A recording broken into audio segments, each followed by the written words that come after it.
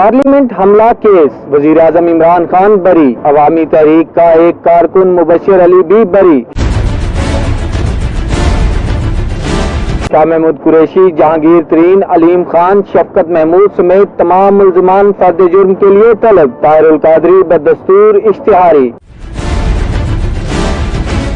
ازداد دہشت گردی کی خصوصی عدالت کے جج راجہ جواد عباس نے 2014 کے دھرنے کے دوران پارلیمنٹ پر حملے سے متعلق کیس کا فیصلہ سناتے ہوئے وزیر اعظم عمران خان کو باعزت بری کر دیا۔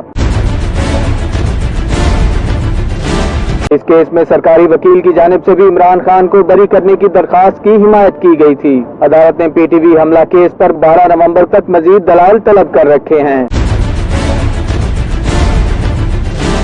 ان مقدمات میں وزیر اعظم عمران خان کے ساتھ ساتھ موجودہ وفاقی وزراء شاہ محمود قریشی، پرویز خٹک سمیت تحریک انصاف کے دیگر سینئر قائدین نامزد کیے گئے، جن میں جہانگیر خان ترین، عامر محمود کیانی، اعجاز چودھری، علی نواز اعوان، راجہ خرم نواز، شوکت یوسف زئی بھی شامل ہیں۔ عدالت نے تمام ملزمان کو 12 نومبر کو فرد جرم عائد کرنے کے لیے طلب کر لیا ہے۔